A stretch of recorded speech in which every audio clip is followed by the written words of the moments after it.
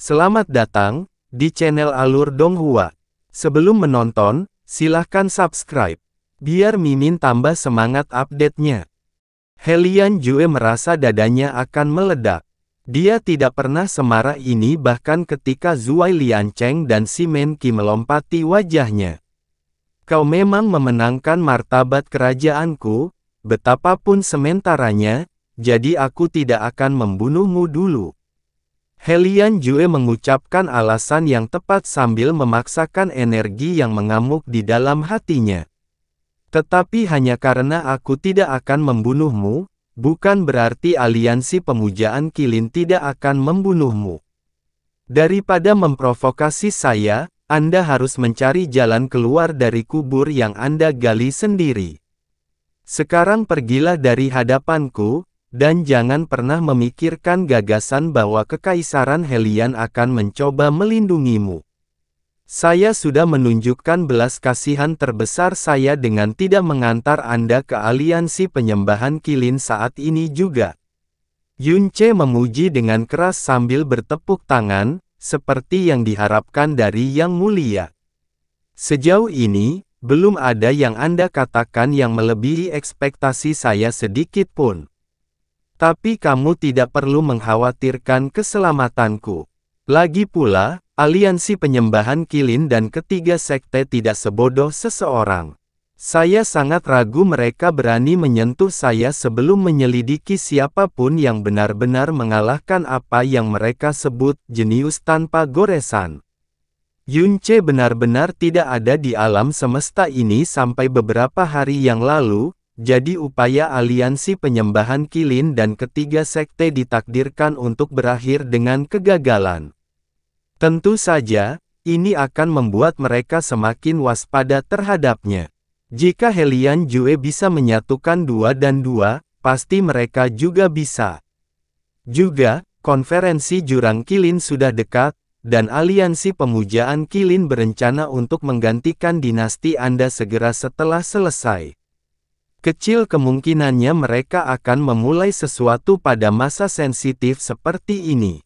Sebenarnya, Yun Ce tersenyum berbahaya. Mereka mungkin akan mencoba merekrut saya saat mereka menyelidiki saya. Mulut Helian Jue tampak bergerak-gerak mendengarnya. Pada saat itulah angin bertiup kencang di luar. Detik berikutnya, seorang pria jangkung dan berotot dan sekelompok penjaga kekaisaran bergegas ke aula utama. Itu adalah putra mahkota kekaisaran Helian, Helian Linglang. Ayah, Lingzu. Dia mendarat di samping Helian Jue dan Helian Lingzu dan menanyakan kesehatan mereka dengan suara khawatir, apakah kamu baik-baik saja? Maaf aku terlambat. Saya datang segera setelah saya mendengar seseorang menerobos masuk ke istana.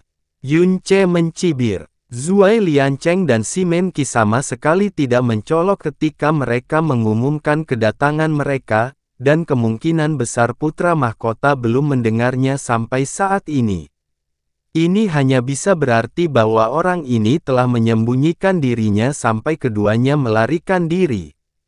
Dia benar-benar putra Helian Jue. Sungguh keajaiban yang belum pernah dimusnahkan Helian sejak lama.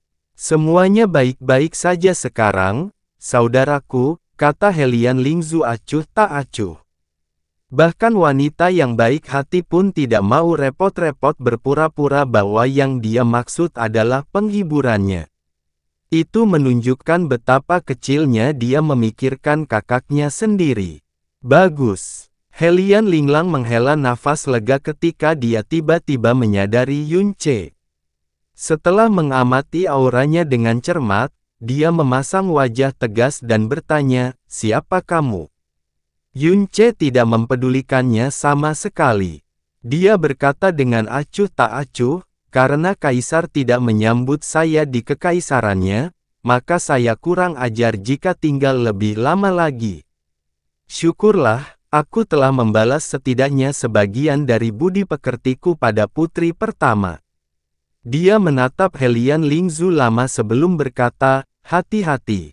Dia kemudian berbalik dan perlahan berjalan menuju pintu keluar. Yun Ce. Helian Lingzu maju selangkah tetapi dia malah bergumam bukannya memanggil namanya seperti sebelumnya. Oh benar, saya hampir lupa. Yunce tiba-tiba menghentikan langkahnya dan berkata, karakter, Jue, berarti, giok yang tidak lengkap. Aku yakin para seniormu lah yang memberikan nama itu, dan mereka secara halus memperingatkanmu untuk tidak terlalu merasa aman dalam singgasanamu, dan bahkan bulan pun kadang terbit dan menyusut. Namun, ini jelas bertentangan dengan perilaku Anda. Sebaliknya, saya menyarankan agar Anda mengubah nama Anda menjadi Funuo, yang berarti janji yang akan bertahan selamanya. Siapa yang tahu, perubahan itu mungkin benar-benar menyelamatkan Anda para Helian dan memastikan bahwa Anda akan bertahan selamanya. Hehe, sambil tersenyum dingin, Yunce akhirnya meninggalkan aula utama dan terbang ke langit. Anda pikir Anda siapa? Helian Linglang meledak marah, beraninya kamu mengkritik nama ayahku. Diam. Helian Jue memotongnya dengan teriakan marahnya sendiri. Sungguh mengejutkan bahwa Helian Linglang buru-buru menundukkan kepalanya dan tidak bisa berkata apa-apa untuk waktu yang lama. Mata Helian Lingzu terus mengejar punggung Yunce. Dia tidak akan berpaling sampai pria itu benar-benar hilang dari matanya. Lama kemudian, dia menggigit bibirnya seolah dia akhirnya mengambil keputusan sebelum mengejarnya. Anehnya, Helian Jue tidak menghentikannya kali ini. Dia merosot sedikit demi sedikit sambil memegangi jantungnya. Saat ini, dia berada di ambang pingsan. Mengingat temperamennya, merupakan keajaiban dia berhasil bertahan hingga sekarang. Helian Linglang buru-buru mendukungnya. Funuo, dia bergumam sambil menatap kosong ke kejauhan. Dia sebenarnya merenungkan nama yang ditinggalkan Yunce dengan sangat serius. Sebuah janji yang akan bertahan selamanya, sebuah batu giok yang tidak lengkap, apakah nama pemberianku benar-benar mengubah nasib Helian? Di belakang, Mo Changying tidak tahan lagi dengan perilaku tidak sedap dipandang ini dan berkata tanpa emosi, mengapa Anda tidak membalik kedua kata itu, Yang Mulia? Fu Nuo ke Nuo Fu. Nuo Fu alias pengecut. Mata Helian Jue melotot ketika dia akhirnya menghubungkannya. Energi yang baru saja dia tekan sampai sekarang langsung membanjiri hatinya seperti bendungan yang rusak. Dia memuntahkan darah lagi dan akhirnya pingsan. Di mana-mana berwarna kuning dan abu-abu saat Yunce terbang menjauh dari istana kekaisaran. Dia masih belum menyesuaikan diri dengan debu jurang, tapi rasa tidak nyaman dan lengketnya semakin berkurang seiring berjalannya waktu. Adapun kerusakannya yang tidak terlihat, dia hampir tidak bisa merasakannya lagi. Alam jurang kilin, alam dewa kilin. Kedua alam tersebut adalah tempat di mana elemen tanah dari seluruh jurang maut paling aktif. Itu hampir seperti takdir, atau mungkin memang takdir. Pikiran yang tak terhitung jumlahnya melintas di benaknya saat ini. Saat Heretic God melemparkan benih Heretic God bumi ke dalam jurang neraka saat itu, apakah itu benar-benar hanya karena dia tidak ingin penerusnya memiliki vena mendalam dewa jahat yang lengkap dan membebani primal chaos secara berlebihan? Berkat kedekatannya yang luar biasa dengan elemen gelap, Kaisar Iblis Pemalu Surga menyadari ada yang tidak beres dengan jurang maut. Adapun dewa jahat, dia memiliki kedekatan yang tidak biasa dengan semua elemen, air, api, guntur, angin, tanah, dan gelap, kecuali cahaya. Tentu saja, afinitas gelapnya pasti lebih rendah daripada Kaisar Iblis Pemalu Surga, tapi jika dia benar-benar memikirkannya, kemungkinan dia akan menyadari bahwa ada sesuatu yang salah dengan jurang maut seharusnya jauh lebih tinggi daripada Kaisar Iblis Pemalu Surga. Dia tidak mungkin menyelidiki abis bahkan jika dia telah menyadari transformasi abis sejak lama. Lagi pula, Bahkan Kaisar Iblis pemalu surga pun tidak mampu mengalahkannya. Kalau begitu, apakah dia melemparkan benih dewa jahat ke dalam jurang neraka karena? Disitulah pemikiran Yun Ce berakhir karena dia hampir kehabisan waktu. Dia bergumam pelan. 3, 2, 1. Tuan muda Yun Ce. Teriakan mendesak Helian Lingzu terdengar dari belakang. Ketika Yun Ce berhenti, Helian Lingzu sudah menyusulnya. Dia tampak sedikit merah karena mendesak. Apakah kamu datang untuk mengantarku pergi, putri pertama? Yun Ce bertanya sambil tersenyum padanya. Alih-alih menggelengkan atau menganggukkan kepalanya, Helian Lingzu menjawab dengan pertanyaannya sendiri, apakah kamu benar-benar akan pergi? Tentu saja, jawab Yun Ce, sejujurnya, aku telah sangat menyinggung perasaan ayahmu. Kaisar manapun pasti akan memenjarakan atau membunuhku atas perbuatanku. Tentu saja, saya tidak bisa tinggal lebih lama lagi. Omong-omong, apakah kamu menyalahkanku karena memperlakukan ayahmu seperti itu, putri pertama? Helian Lingzu menggelengkan kepalanya tanpa ragu-ragu. Saya lebih tahu dari siapapun siapa ayah saya. Kata-katamu memalukan, tapi itu juga kebenarannya. Kalau saja kita punya seseorang yang bisa memaksanya melakukan hal yang benar sejak awal, mungkin kita tidak akan. Suaranya berubah sedih, dan mata Yun Ce menunjukkan sedikit simpati. Alasan kamu melakukan perjalanan ke kabut tak berujung saat itu, apakah karena konferensi Jurang Kilin? Ya, Helian Lingzu mengangguk. Alam Dewa Kilin adalah tempat perlindungan kultivasi, terobosan, dan peluang bagi semua praktisi mendalam yang mengembangkan seni mendalam bumi. Hal ini penting untuk pertumbuhan generasi sekarang dan masa depan. Saat itu, Kekaisaran Helian adalah penguasa alam Jurang Kilin yang tak terbantahkan. Keluarga kekaisaran adalah orang yang harus memutuskan siapa yang memasuki alam Dewa Kilin, dan siapa yang tidak. Sektelah yang harus melakukan segala daya mereka untuk menjilat keluarga kekaisaran sehingga junior mereka yang luar biasa bisa masuk. Hari-hari mulia itu sudah lama berlalu dan tak terjangkau lagi. Setelah Sekte Boulder mendalam, Sekte Seribu Pisau, dan Sekte Pasir Api naik ke tampuk kekuasaan, Kekaisaran Helian perlahan tapi pasti kehilangan kendali absolut mereka atas alam Dewa Kilin. Begitulah asal mula konferensi Kilin Abyss. Inti dari konferensi Kilin Abyss adalah untuk memutuskan bagaimana alam Dewa Kilin dibagi di antara 4 faksi. Pemeringkatan menentukan berapa banyak orang yang dapat dikirim oleh suatu faksi ke alam Dewa Kilin, dan pesertanya adalah junior yang berusia di bawah 600 tahun. Kekaisaran Helian pasti berada di peringkat terakhir selama beberapa generasi terakhir, kata Yun Ce langsung. Kamu benar, kesedihan Helian Lingzu semakin dalam. Saat tahta diserahkan kepada ayahku, sepertinya dia sudah menyerah sepenuhnya untuk mengubah nasib kekaisaran. Dia benar-benar menghentikan semua upaya perbaikan dan hanya mencari kemudahan dan kenyamanan. Dapat dikatakan bahwa dia seperti tikus di hadapan 3 master sekte. Lalu, Mo Beichen terjadi, dan dia menjadi lebih sedih dari sebelumnya.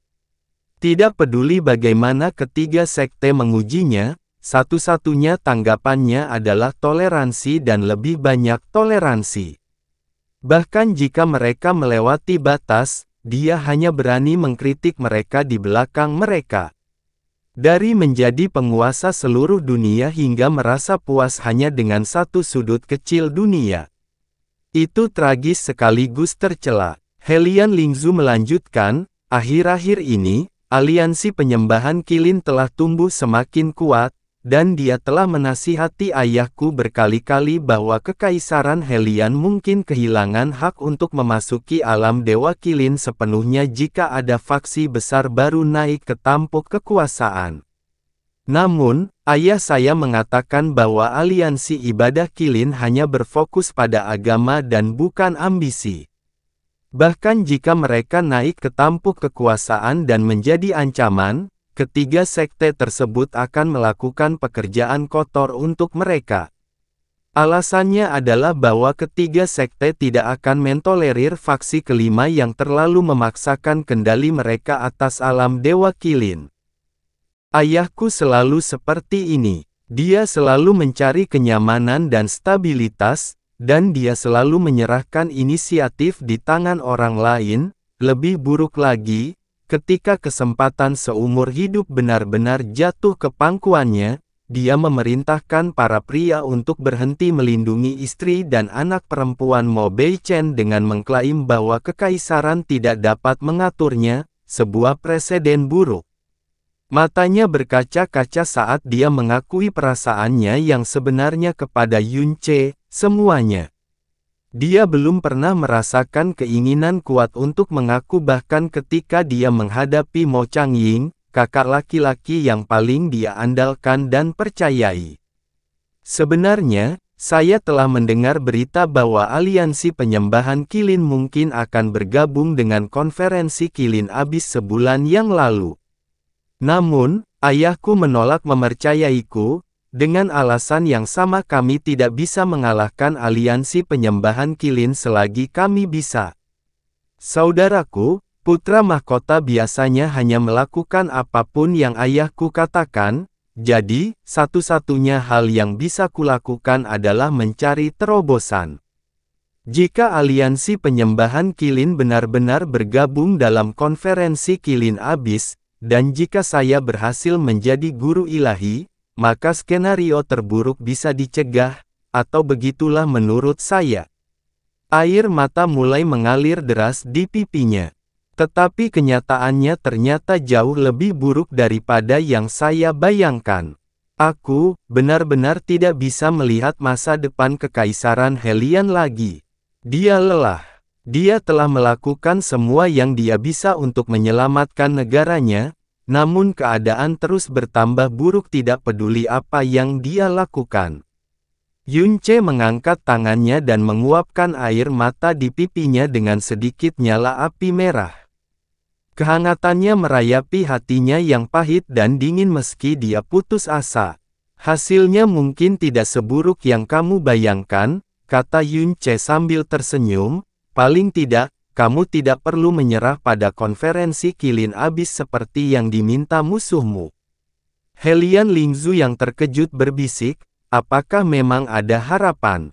Aliansi penyembahan Qilin bukanlah organisasi baru seperti yang kita duga. Mereka adalah kekuatan besar yang bahkan bisa membuat ketiga sekte tunduk pada keinginan mereka. Belum lagi ksatria neraka yang menyaksikan konferensi jurang Qilin ini juga berasal dari aliansi pemujaan Qilin. Aku hanya tidak melihat ada harapan bahwa kita bisa mengubah ini. Dia menatap mata Hellian Lingzu dan bertanya, apakah kamu percaya padaku? Hellian Lingzu menatap matanya yang jernih seperti cermin dan mengangguk tanpa ragu-ragu. Tentu saja, kalau begitu, aku ingin kamu melakukan segala dayamu untuk meyakinkan ayahmu agar mengambil bagian dalam konferensi Qilin Abyss. Setelah itu, serahkan saja padaku. Yunce hangat dan tenang. Tidak ada seorang pun yang berpikir bahwa kekaisaran Hellian bisa menghasilkan keajaiban, namun dia membuatnya terdengar seolah hal yang mustahil hanyalah masalah sepele baginya. Bibir Hellian Lingzu terbuka. Untuk sesaat, dia tidak bisa berkata apa-apa. Tentu saja aku melakukan ini bukan hanya untuk membalas budimu, kata Yunce jujur, aku juga ingin memasuki alam Dewa Qilin. Alam Dewa Qilin diciptakan oleh Raja Neraka sendiri, dan seorang ksatria neraka akan mengawasi konferensi neraka Qilin sepanjang waktu. Akan sangat berisiko jika mencoba menyelinap ke tempat itu. Oleh karena itu, memasuki alam Dewa Qilin dengan cara yang benar mungkin merupakan satu-satunya pilihannya. Helian Lingzu tidak bertanya mengapa Yunce ingin memasuki alam Dewa Kilin atau bagaimana dia akan mempertahankan hak kekaisaran Helian untuk memasukinya. Dia hanya memalingkan muka dari matanya dan berbisik, "Kamu tidak berselisih dengan Simenki, namun kamu telah sangat mempermalukannya dan hampir menghancurkannya. Apakah kamu benar-benar melakukannya hanya untuk membalas budiku?" Dia adalah seorang putri kekaisaran, namun sepanjang ingatannya, dia tidak pernah bisa mengangkat kepalanya tinggi-tinggi di depan 3 sekte. Itu selalu merupakan penghinaan demi penghinaan yang berulang-ulang. Tidak ada seorang pun, bahkan ayahnya sendiri, yang pernah membelanya seperti ini sampai Yunce muncul. "Tidak sepenuhnya, tidak," jawab Yunce. Hanya 3 kata itulah yang diperlukan untuk memicu imajinasi tanpa akhir. Kegembiraan yang tak terkatakan berkembang di dalam hati Helian Lingzu, dan dia hampir tidak bisa menghentikan kegembiraannya untuk terlihat di wajahnya. Setelah dia akhirnya berhasil menekan emosinya, dia menatap wajah Yunce dan berkata tanpa berkedip, "Oke. Saya akan melakukan yang terbaik untuk mengubah pikiran ayah saya. Jika dia menolak untuk mendengarkan, maka saya akan berbicara dengan leluhur saya. Juga, kamu tidak akan pergi lagi, kan?" Yunce mengangguk. Faktanya, Yunce punya rencana cadangan meski Helian Lingzu gagal dalam bujukannya. Salah satu alasan dia mempermalukan Helian Jue tanpa ampun beberapa waktu yang lalu bukan karena dia ingin mempermalukannya. Seorang kaisar tak berdaya seperti Helian Jue tidak pantas diludahi meskipun dia adalah seorang setengah dewa, tetapi karena dia ingin membuat marah Helian Jue. Energi yang ditinggalkan Mo Beichen menimpa hati Helian Jue. Tentu saja, Kaisar ingin sebisa mungkin menghindari kemarahan. Zuilian Cheng dan Simenki telah melakukan setengah pekerjaannya untuknya. Setelah dia menambahkan penghinaan pada cederanya, Yunce tahu bahwa dia berada di ambang kehilangan kendali sepenuhnya. Dia menghabiskan seluruh kekuatannya hanya untuk menjaga energi Mo Beichen. Hanya diperlukan satu dorongan lagi untuk menjatuhkannya. Jadi dia melakukan hal itu. Dia dengan sengaja memberi Helian Jue kata Funuo. Ketika dia mengetahui arti sebenarnya dari kata-kata itu, dia hampir pasti akan pingsan karena marah. Karena Yunce secara pribadi telah memeriksa hatinya sebelumnya, dia tahu bahwa Kaisar tidak dapat menerima terlalu banyak kegembiraan, dan hari ini hanyalah kegembiraan demi kegembiraan. Menurut perkiraannya, dorongan terakhir seharusnya cukup untuk membawanya ke ambang kematian. Dia benar-benar akan mati jika tidak mendapat perawatan. Dan siapa yang akan dia cari pada saat-saat paling menyedihkannya? Pada awalnya, Kaisar telah menolaknya tanpa ragu. Tapi sekarang, mungkin ada negosiasi yang nyata. Sebelum Helian Lingzu pergi, dia bertukar transmisi suara dengan Yunce dan memberinya tempat tinggal. Itu adalah aula luar tempat dia biasa bercocok tanam, dekat perbatasan istana kekaisaran. Di kejauhan, Mo Changying terhuyung-huyung seolah ingin berlari ke arah Yunce dan mengatakan sesuatu. Namun, dia segera mundur ke tempat persembunyiannya dan, beberapa napas kemudian, pergi dalam diam. Yunce berbalik, kehangatan dan kelembutan di matanya berubah menjadi es. Ini adalah hari ketiga sejak dia datang ke Abyss. Langkah pertama yang dia rencanakan sebelum dia masuk telah tercapai lebih cepat dari yang dia perkirakan. Alam Dewa Kilin kemungkinan besar adalah tempat di mana dia bisa mendapatkan vena mendalam dewa jahat yang lengkap dan akhirnya menembus batas kemampuannya. Dengan asumsi semuanya berjalan baik, maka dia akan benar-benar menjadi dewa jahat di era ini.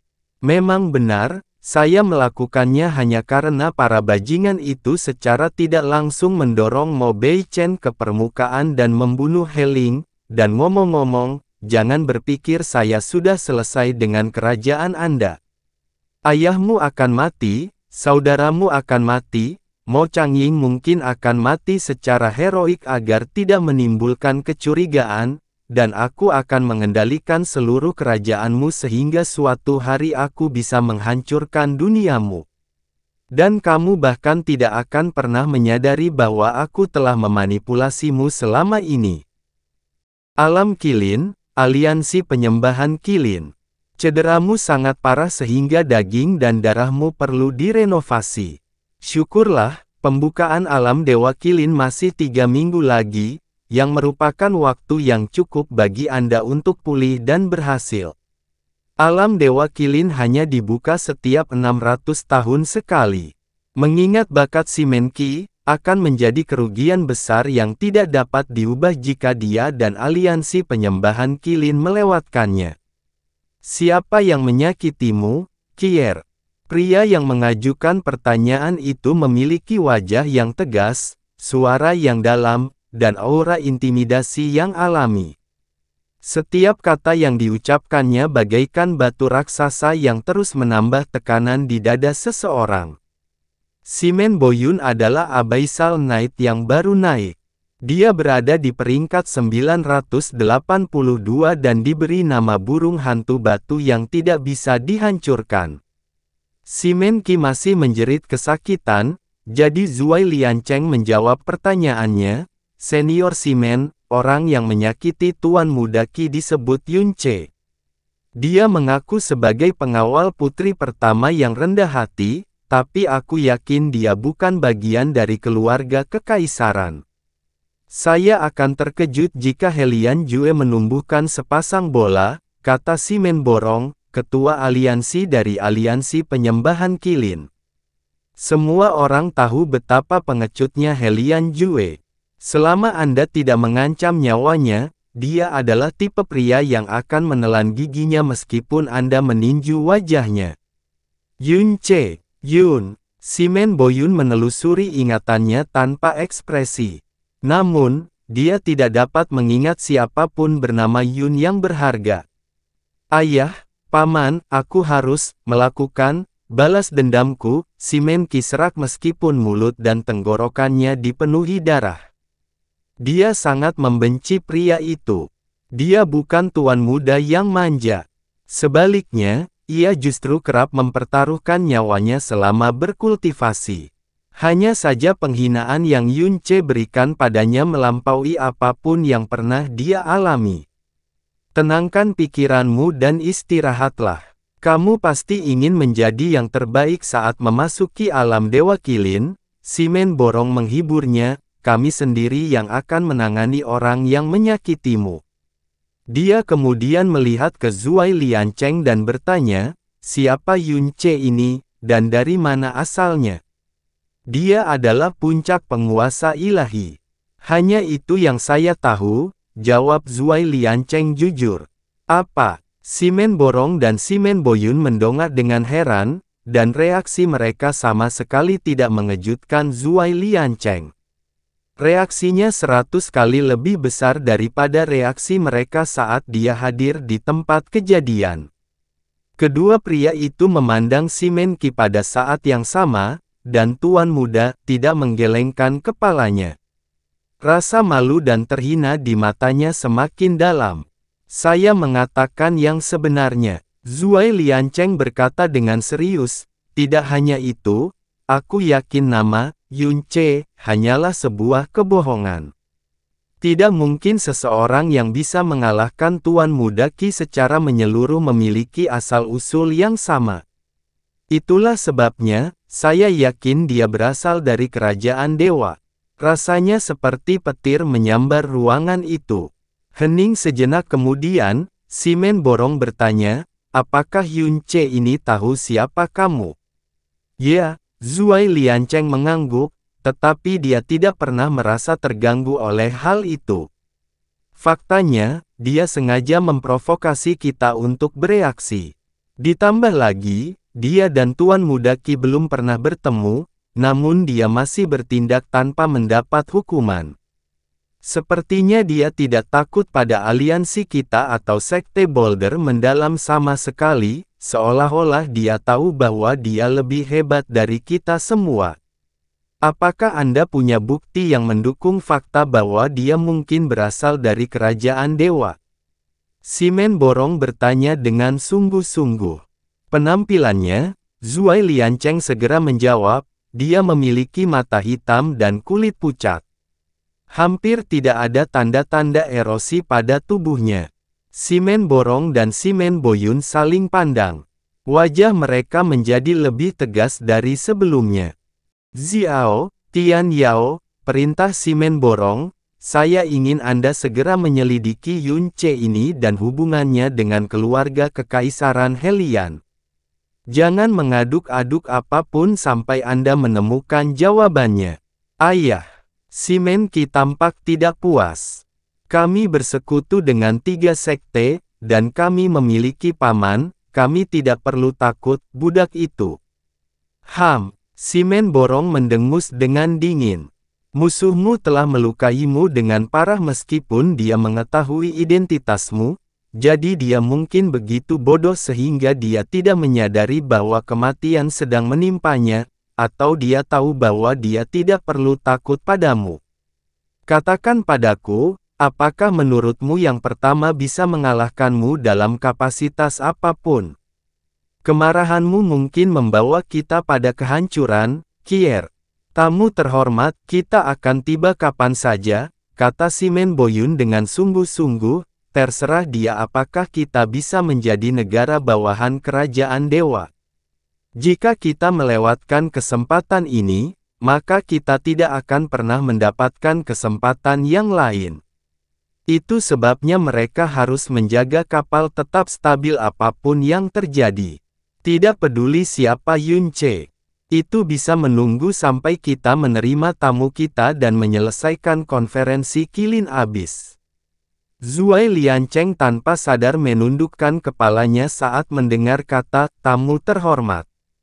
Itu karena pria itu begitu tinggi sehingga dia bahkan tidak memiliki keberanian untuk memandangnya. Sekte mendalam Boulder, Sekte Seribu Bilah, dan Sekte Pasir Api telah bercokol di alam jurang kilin selama bertahun-tahun, dan keseluruhan kekuatan mereka jauh melebihi aliansi pemujaan kilin. Meski begitu, mereka tetap tunduk pada aliansi penyembahan kilin dan bahkan mendukung upaya mereka untuk mendirikan dinasti baru. Tentu saja, itu bukan karena satu Simen Boyun. Yun Ce pada akhirnya tidak meninggalkan istana kekaisaran. Sebaliknya, dia tinggal di aula pribadi yang telah diatur Helian Lingzu untuknya. Dekorasi ruangannya cukup sederhana. Ada lusinan jenis formasi budidaya yang mendalam di ruangan itu. Semuanya digunakan untuk meditasi dan kultivasi. Selama 4 hari berturut-turut, Yun Ce duduk di tempat tidurnya tanpa menggerakkan satu otot pun. Matanya terpejam, dan dia tidak mengedarkan energinya yang dalam. Dia hanya mengangkat tangan kanannya untuk mengumpulkan sedikit debu jurang. Itu benar, dia bisa mengumpulkan debu luar biasa sekarang. Meskipun jumlah debu jurang yang dia kumpulkan tidak seberapa, itu tetap merupakan suatu prestasi yang akan mengejutkan seluruh jurang maut. Sudah menjadi rahasia umum bahwa debu jurang hanya bisa dilawan atau diisolasi tergantung pada tingkat budidaya seseorang. Itu adalah hukum dan kekuasaan yang berada di luar konvensi dan tidak akan pernah bisa dikuasai oleh siapapun, bahkan jika mereka adalah imam besar atau raja neraka sendiri. Faktanya, tidak seorang pun kecuali orang dahulu yang mengetahui bahwa hukum ketiadaan adalah suatu benda. Giok transmisi suaranya tiba-tiba bergerak, dan Yun Ce membuka matanya. Dia menghela nafas panjang saat awan kecil debu jurang yang dia pelihara tersebar ke sekeliling dan menghilang. Sejak dia mengetahui bahwa dia dapat mengganggu debu jurang, dia telah berhati-hati untuk tidak berlebihan dalam penelitiannya. Meski begitu, dia telah membuat kemajuan luar biasa hanya dalam waktu beberapa hari. Meski penguasaannya atas debu jurang saat ini lemah dan sejujurnya menyedihkan, itu adalah keajaiban yang melampaui ekspektasinya. Dia bertanya-tanya apa akhir dari keajaiban ini. Helian Lingzu lah yang mengiriminya pesan. Seperti yang diharapkan, Helian Jue setuju untuk berpartisipasi dalam konferensi Kilin Abyss meskipun ada tekanan dari semua pihak. Untuk memastikan Helian Jue menepati janjinya, Helian Lingzu bahkan telah berbicara sendiri dengan leluhur penjaga. Faktanya, leluhur penjaga bisa mengawasi mereka dengan baik ketika konferensi Kilin Abyss terjadi. Tentu saja secara rahasia. Leluhur penjaga kekaisaran Helian disebut Helian Kunlun. Dia biasanya menyegel dirinya sendiri di bawah istana bumi dan menghindari urusan pengadilan untuk memperpanjang hidupnya sebanyak mungkin. Dia bertindak semata-mata sebagai senjata terakhir kekaisaran Helian. Dia mendekati akhir hidupnya meskipun dia adalah seorang dewa setengah. Setiap kali dia bertarung, dia pada dasarnya mengurangi sisa umurnya. Satu-satunya alasan dia bertahan sampai sekarang adalah karena keinginannya yang abadi untuk melindungi garis keturunan Helian. Ketika Helian Lingzu memberitahunya bahwa kekaisaran Helian akan menyambut dinasti baru, dan bahwa mereka bahkan akan kehilangan hak mereka atas alam Dewa Kilin, yah, sungguh ajaib dia tidak meninggal saat itu juga. Dalam 2 atau 3 hari lagi, Helian Jue akan benar-benar kehilangan kendali atas energi Mo Beichen dan berada dalam bahaya kematian yang serius. Mo Beichen sangat membenci Helian Jue sehingga dia menyuntikkan energinya ke dalam hatinya dengan tujuan menyiksa kaisar selamanya. Tentu saja, sangat sulit bagi Helian Jue untuk menghilangkannya sendiri, juga tidak dapat dengan mudah diobati dari luar. Bahkan Helian Kunlun pun tidak bisa menyelamatkannya. Kekuatannya cukup, tapi dia tidak memiliki keterampilan. Hanya seseorang yang jauh lebih kuat dari setengah dewa yang bisa melakukannya. Tidak ada yang lebih ditakuti Helian Jue selain kematian. Kaisar pasti akan mencarinya ketika dia berada di ujung tanduk. Benar saja, giok transmisi suaranya bergetar lagi 2 hari kemudian. Kali ini, Yun Ce membekukannya tanpa mendengarkan isinya dan perlahan meninggalkan kamarnya. Dia juga menarik auranya ke titik di mana dia hampir tidak terlihat. Dia adalah Kaisar Yun, penguasa Primal Chaos. Sungguh dia akan membiarkan siapapun memanggilnya sesuka mereka. Helian Jue mungkin bisa memanfaatkan rasa takut dan rasa sakit itu. Siapa tahu, hal itu malah bisa mengubah kepribadiannya menjadi lebih baik. Hah! Yun Ce perlahan menjelajahi istana kekaisaran setelah meninggalkan aula pribadi Helian Lingzu. Itu sangat berbeda dengan istana dalam ingatannya. Pertama, tidak ada hiruk-pikuk. Setiap orang yang tidak cukup berbakat akan ditinggalkan seperti sampah, dan mereka yang cukup berbakat akan dikurung dengan aman di istana bumi untuk melindungi mereka dari debu jurang. Kultivasi secara harfiah adalah masa muda mereka. Oleh karena itu, setiap orang yang bisa berjalan di tempat terbuka adalah seorang ahli. Persepsi spiritual Yun Ce memberitahunya bahwa praktisi terdalam yang paling lemah di istana adalah kesengsaraan ilahi, dan bahkan dia tidak dapat membayangkan mereka bertahan lama. Tidak ada tanaman atau air. Bahkan planet paling mati di alam dewa pun masih 1000 kali lebih hidup daripada tempat ini. Tetap saja, Yun Ce tidak merasakan apapun atas penderitaan mereka. Ini adalah nasib semua orang yang tinggal di Abyss sejak mereka dilahirkan. Tentu saja, mereka dipersilakan untuk mengubah nasib mereka. Dia bahkan tidak punya masalah dengan mereka yang mencoba menghancurkan dunia lain untuk menyelamatkan diri mereka sendiri. Sangat disayangkan bahwa dunia yang mereka pilih untuk dihancurkan, adalah miliknya. Dia akan baik pada dirinya sendiri dan dunianya sendiri. Itu adalah satu-satunya permintaan Xia Tiyue kepadanya. Dan dia akan melakukannya. Dia tidak akan pernah mengingkari janji padanya lagi. Beberapa jam kemudian, dia mengira Helian Jue sudah siap. Tepat ketika dia hendak kembali, dia tiba-tiba merasakan hawa dingin yang tak terbayangkan menjalar dari tulang punggungnya sampai ke tengkoraknya. Dia menghentikan langkahnya. Itu tidak memudar bahkan setelah waktu yang sangat lama. Ketika afinitasnya dengan debu jurang semakin meningkat, keterbatasan persepsi spiritualnya juga telah sangat berkurang. Hasilnya, dia jauh lebih tanggap terhadap lingkungannya dibandingkan orang lain di levelnya.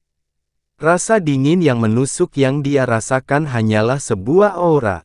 Aura yang menyapu seluruh area seolah itu bukan apa-apa. Aura paling menakutkan yang pernah dia rasakan selain Jie Yuan adalah Mo Bei Chen, dan yang ini, jelas jauh lebih kuat. Aura itu hanya bertahan sesaat. Itu masuk akal. Bagaimanapun juga, dia adalah Divine Sovereign rendahan. Ekspresi Yun Ce tidak berubah, dan dia dengan santai berbalik dan berjalan kembali ke istana kekaisaran seolah tidak ada yang salah. Namun hatinya lebih berat dari sebelumnya. Dengan God Ash, dia bisa berhadapan langsung dengan Mo Bei Chen untuk waktu yang singkat. Tapi pemilik aura ini, Dewa Es, sama sekali tidak berarti apa-apa di hadapannya. Qiu Yao pernah berkata bahwa Mo Bei Chen adalah praktisi mendalam alam kepunahan ilahi tingkat kedua. Dia berada di bawah rata-rata di antara sesama ksatria abaisal, tapi dia jelas bukan yang terlemah. Namun tekanan yang diberikan orang ini, dia berani bertaruh bahwa mereka berada di alam kepunahan ilahi tingkat kelima. Alam Kilin Abis adalah tanah perbatasan yang tak seorang pun mau mengunjunginya, kecuali mungkin para praktisi mendalam elemen bumi. Jadi kenapa mereka ada di sini? Kuharap mereka hanya lewat saja. Saya selangkah lagi untuk memasuki alam Dewa Kilin. Hal terakhir yang saya butuhkan adalah variabel yang tidak dapat dikontrol. Yun Ce semakin menarik auranya, tapi dia baru saja mengambil beberapa langkah ketika siluet seorang pria menabrak pandangannya. Secara harfiah, mustahil untuk tidak memperhatikan pria itu mengingat sikap dan auranya. Dia adalah seorang pria muda dengan wajah yang sangat tampan. Dia memiliki rambut hitam panjang tanpa cacat yang diikat menggunakan pita perak, dan panjangnya sampai ke wajahnya. Dia mengenakan jubah perak aneh yang terbuat dari bahan yang Yun Ce tidak bisa kenali. Saat dia berjalan, malah beriak seperti air raksa cair. Ketika Yun Ce mencoba fokus pada pakaiannya, dia tiba-tiba merasa pusing. Dia dengan cepat keluar dari kesurupan dan mendapatkan kembali kejernihan pikiran. Di saat yang sama, dia mengerutkan kening dalam-dalam. Pria ini bukanlah seorang guru ilahi. Dia adalah seorang praktisi alam kepunahan ilahi setengah langkah. Aura menakutkan menyapu Yun Ce lagi, dan kali ini tidak hilang. Yun Ce segera mengetahui bahwa penguasa aura menakutkan sedang melindungi pria perak di hadapannya.